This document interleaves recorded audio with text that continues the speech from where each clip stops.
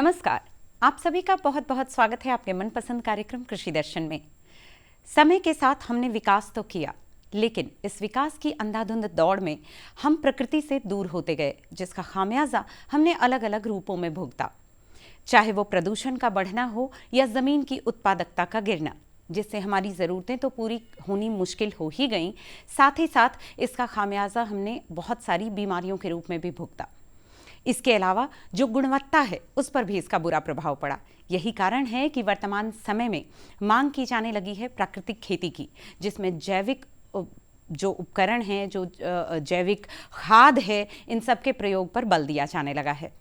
तो कार्यक्रम की आज की कड़ी में भी करेंगे हम इससे ही जुड़ी बातें, लेकिन सबसे पहले डालेंगे नजर खबरें खेती की पर। नमस्कार, खबरें खेती की में स्वागत है आपका। खबरों में आगे बढ़ने से पहले सबसे पहले नजर मुख्य कृषि समाचारों पर।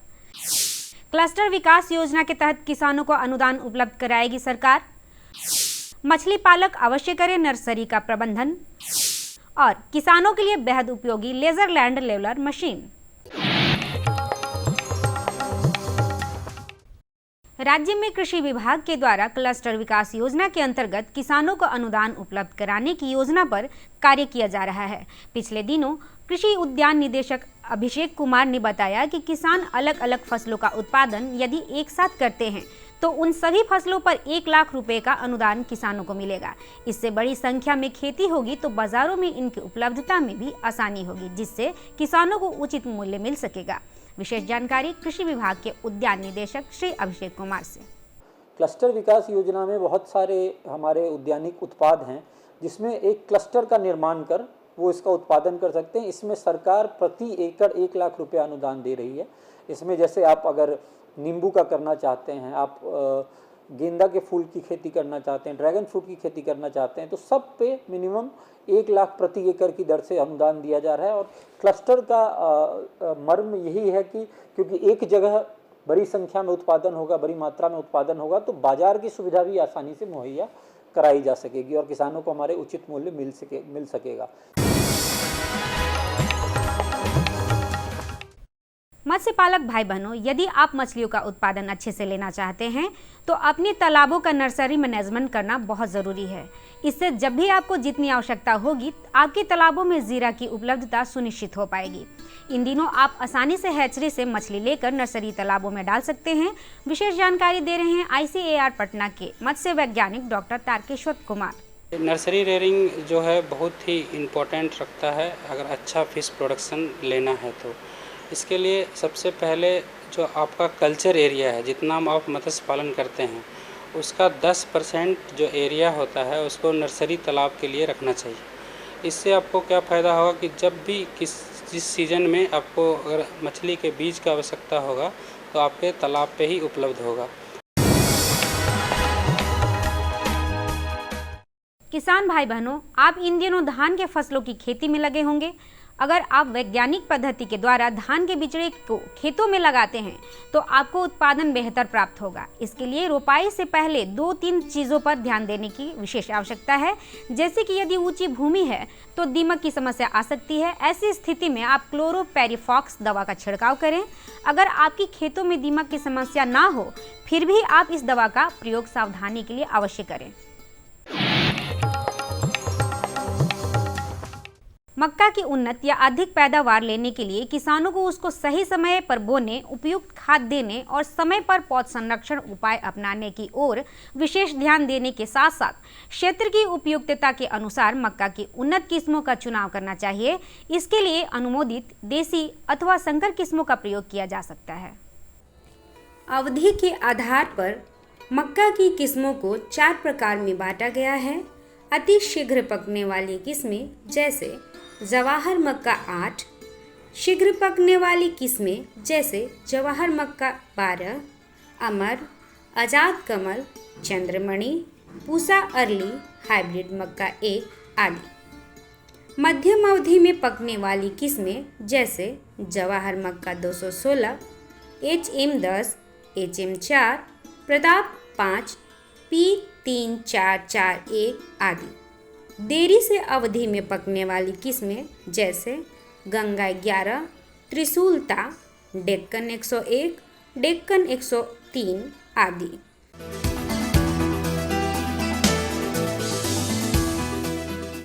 किसान भाई बहनों, वर्तमान समय में एक स्रोत से ही आमदनी और ज़रूरतों को पूरा नहीं किया जा सकता है। ऐसे में समेकित खेती आय को बढ़ाने का एक बेहतर विकल्प हो सकता है। इसके जीते जागते उदाहरण है ग्राम मिर्चा मिर्ची, जिला पटना के कर्मठ और प्रगतिशील किसान शिव पंडित, जो कि समेकित खेती की तकनीक के द्वारा एक अच्छी आय का सृजन कर रहे हैं। उनका कहना है कि वैज्ञानिकों की सलाह को मानकर और प्याज के साथ साथ तोरई और मिर्च की खेती कर उन्होंने दोगुना मुनाफा कमाया है।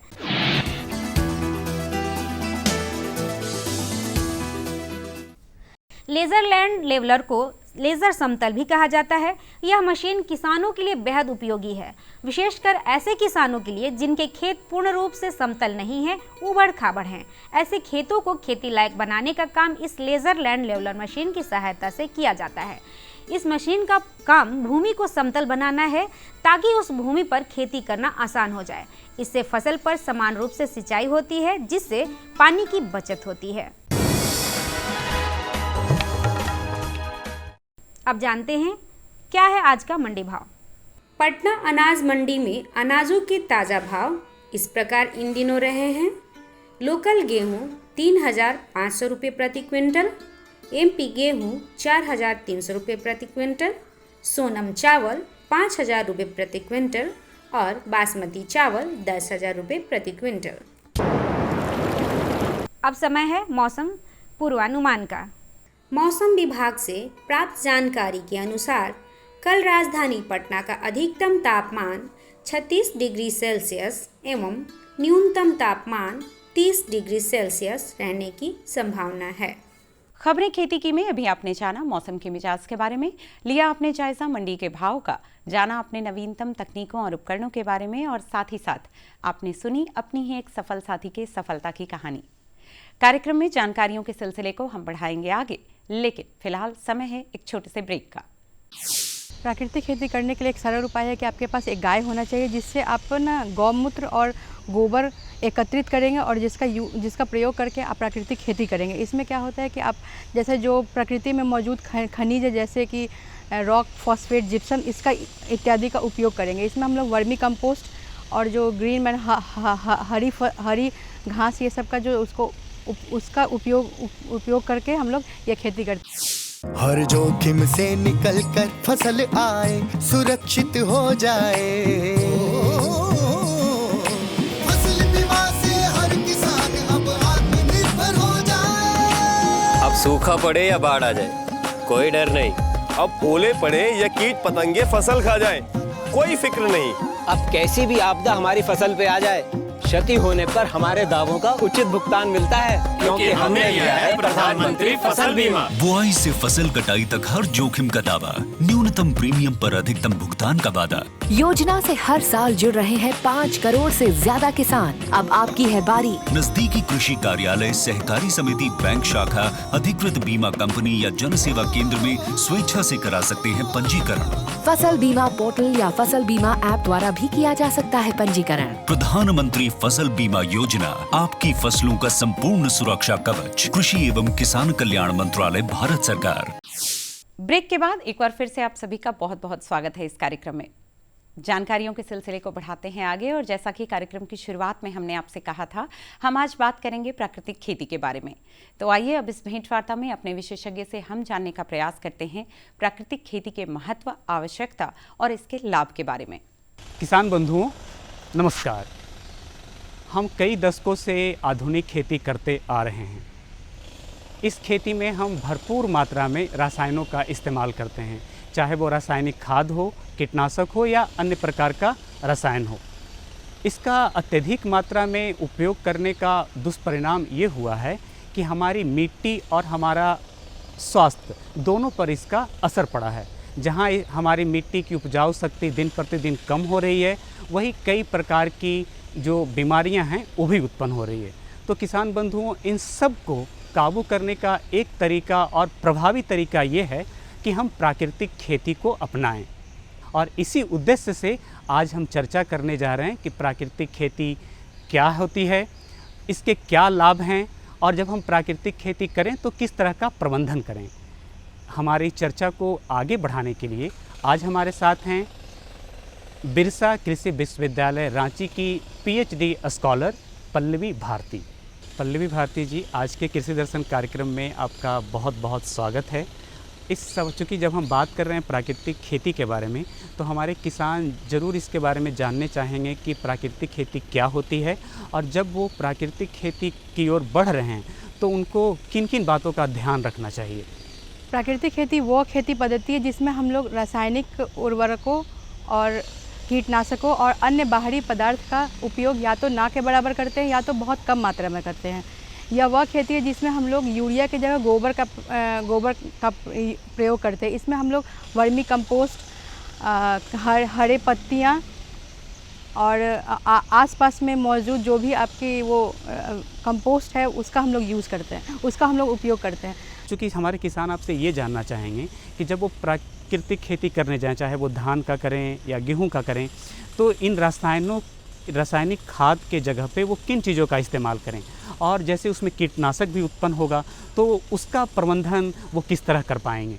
प्राकृतिक खेती करने के लिए एक सरल उपाय है कि आपके पास एक गाय होना चाहिए, जिससे आप ना गौमूत्र और गोबर एकत्रित करेंगे और जिसका प्रयोग करके आप प्राकृतिक खेती करेंगे। इसमें क्या होता है कि आप जैसे जो प्रकृति में मौजूद खनिज है, जैसे कि रॉक, फॉस्फेट, जिप्सम, इसका इत्यादि का उपयोग करेंगे। इसमें हम लोग वर्मी कंपोस्ट और जो ग्रीन मैन हरी घास ये सब का जो उसका उपयोग करके हम लोग ये खेती करते हैं। इसमें क्या करते हैं कि हम लोग देसी नस्ल के जो बीज हैं उसका यूज़ करते हैं, मतलब संकर बीज या ग्रीन जो हरित क्रांति के बाद जो बीज आया है उसका यूज़ हम लोग उसका उपयोग इसमें नहीं करते हैं।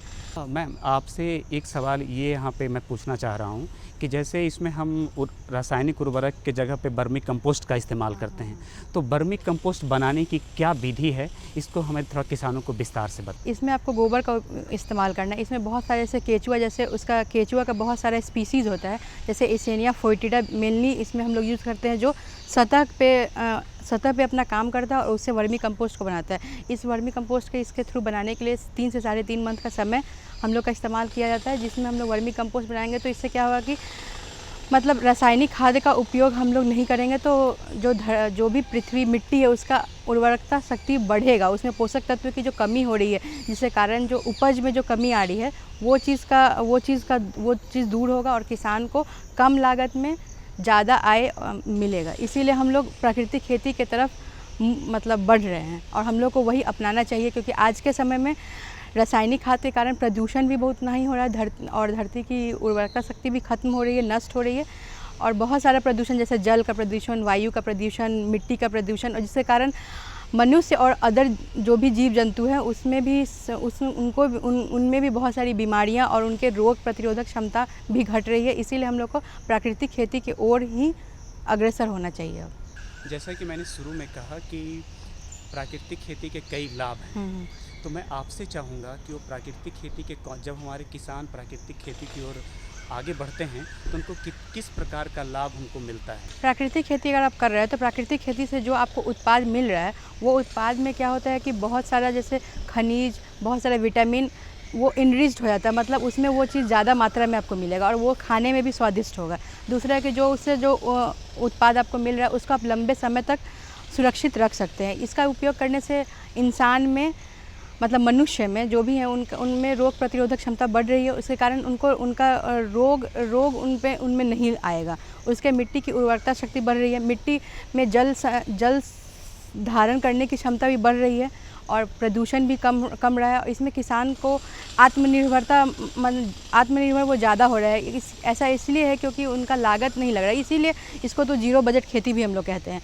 पल्लवी जी, अभी तक हमारी जितनी भी बातचीत हुई है या चर्चा हुई हमारी, उसके बाद एक सवाल हमारे किसान साथी भी आपसे ये जानना चाह रहे होंगे कि ये कितना उचित होगा कि जब भी वो प्राकृतिक खेती की ओर जाएं उससे पहले एक वो कुछ दिनों का वो जिसको बोलते हैं ट्रेनिंग ले लें, और ये अगर क्या आपके जहन में ऐसा है कि ट्रेनिंग की व्यवस्था कृषि विज्ञान केंद्र या किसी कृषि कॉलेजेज में उपलब्ध है?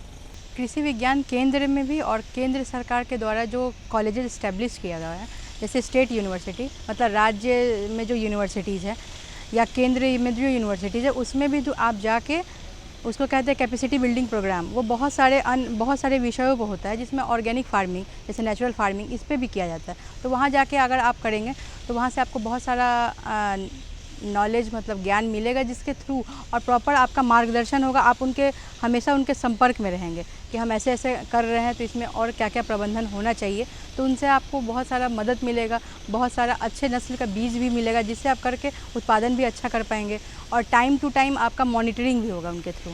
बारी है एक और छोटे से ब्रेक की। ब्रेक के बाद जानकारियों के सिलसिले को रखेंगे जारी। आपका देसी नस्ल का बीज जो इस्तेमाल किया जाएगा, तो इसके कारण किसान को बाहरी कंपनी पे जैसे जहाँ से बीज लेना होता है उस पर डिपेंडेंसी, उसका निर्भरता कमेगा और उसके कारण उसका आय जो है, जो पैसा देना, जो मैक्सिमम पैसा उसका वहाँ पे इन्वेस्ट हो रहा है, वहाँ ना जाके वो उसका उसमें यूज़ होगा, तो उसका मतलब वो पैसे उसके जो इनकम में ऐड ऑन होगा। किसान पूरी तरह से सशक्त और सक्षम बने, इस लक्ष्य के साथ हम निकले हैं। देश के किसानों को हर वो साधन संसाधन दिए जाए जिससे वो अपनी आय दोगुनी कर सके। ये मुस्कान है खुशहाली की, देश के मान की। ये मुस्कान है किसानों की और इस मुस्कान की वजह है प्रधानमंत्री किसान सम्मान निधि योजना, जो अन्नदाताओं की आशाओं की जमीन को पिछले 5 वर्षों से इस तरह सींच रही है कि उनके जीवन में खुशी और आत्मविश्वास की फसल लहलहा रही है। माननीय प्रधानमंत्री जी की दूरगामी सोच का नतीजा है प्रधानमंत्री किसान सम्मान निधि योजना। लगातार तीसरी बार चुनी गई सरकार का पहला निर्णय किसानों के बारे में है।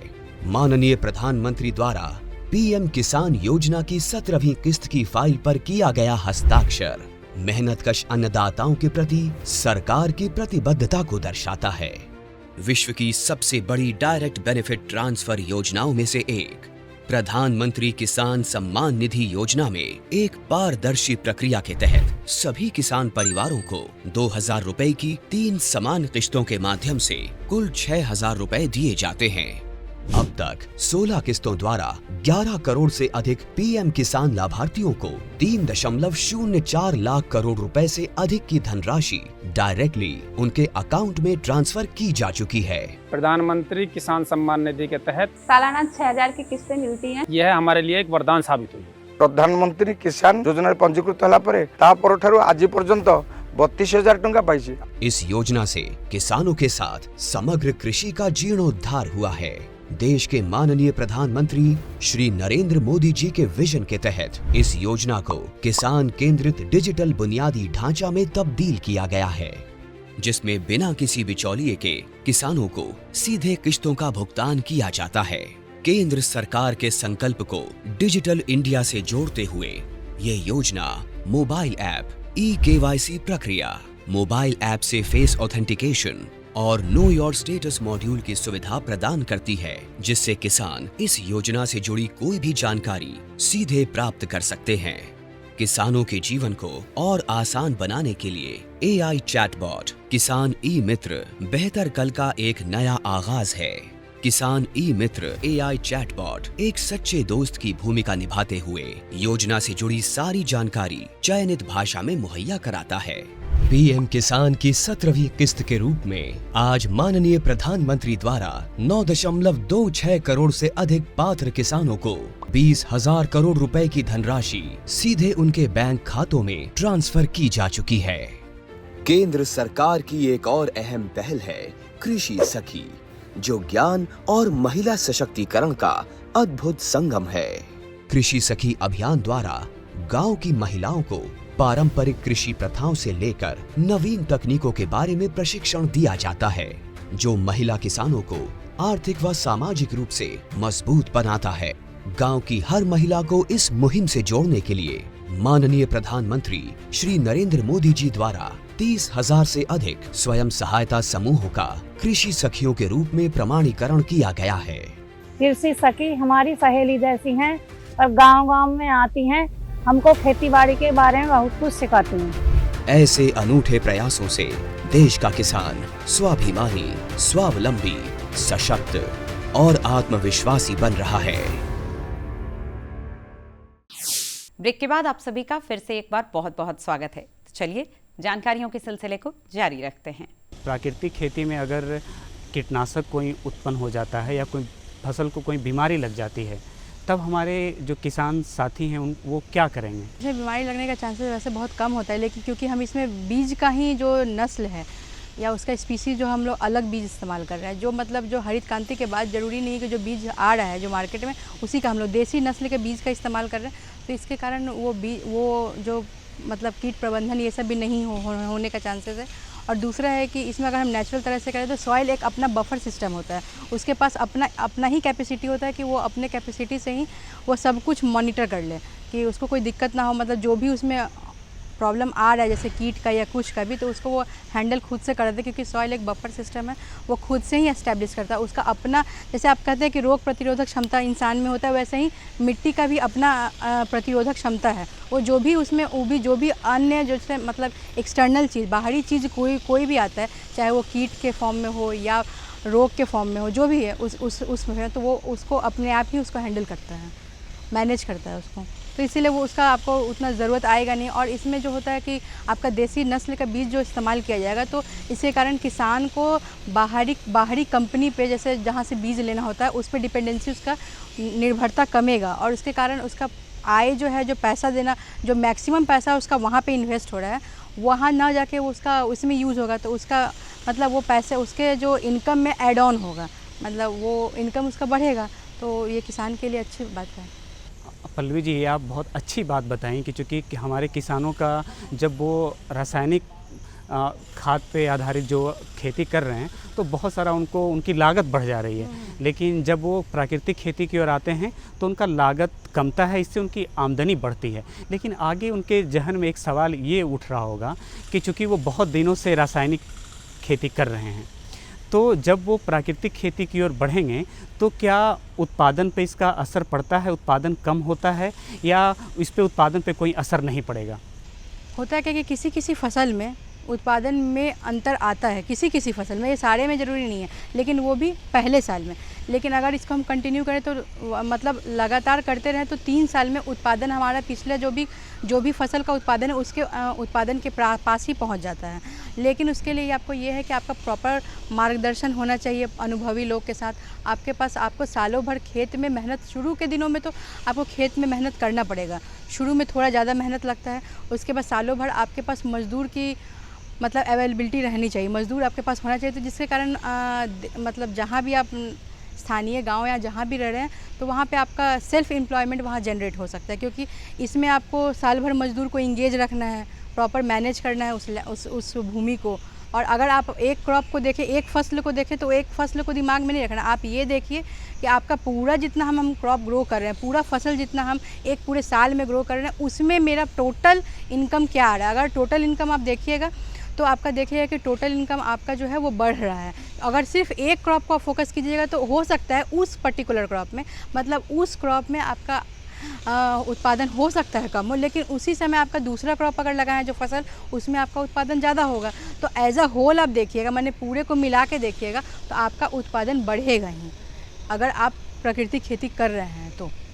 पल्लवी जी, आज आप कार्यक्रम में आई और प्राकृतिक खेती के बारे में हमारे किसानों को आपने जागरूकता करने का, उनमें जागरूक करने का एक बहुत अच्छा प्रयास किया, इसके लिए आपका बहुत बहुत धन्यवाद। किसान बंधुओं, आज के कार्यक्रम को संक्षेप में मैं आपको कहना चाहूँ कि प्राकृतिक खेती एक तरह से आज की ज़रूरत, इसलिए क्योंकि आज की जितनी भी चुनौतियाँ हैं, चाहे वो मिट्टी की उपजाऊ शक्ति में दिन प्रतिदिन कमी हो या बहुत सारी बीमारियों का उत्पन्न होना या खेती में जो लागत बढ़ रही है, इन तमाम चीज़ों का समाधान है कि हम प्राकृतिक खेती की ओर कदम बढ़ाएं और बहुत तेज़ी से कदम बढ़ाएं, क्योंकि इसमें हर चीज़ों का समाधान है।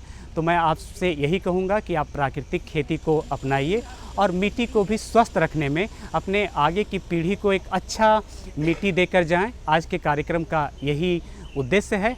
इसी के साथ आप मुझे इजाज़त दें। नमस्कार। उम्मीद करते हैं कि आप इन जानकारियों का पूरा लाभ ले पाएंगे। ऐसी ही और भी नई जानकारियां, नए विषय और विशेषज्ञों को लेकर होंगे आपसे रूबरू कार्यक्रम की अगली कड़ी में। तब तक के लिए रखिए अपना और अपनों का ख्याल और दीजिए इजाजत। नमस्कार। हमारा पता है कृषि दर्शन कमरा नंबर 203 द्वारा केंद्र निदेशक दूरदर्शन केंद्र पटना, फ्रेजर रोड, पटना। हमारा ईमेल एड्रेस है director@ddkpatna@gmail.com और kddkpatna@gmail.com।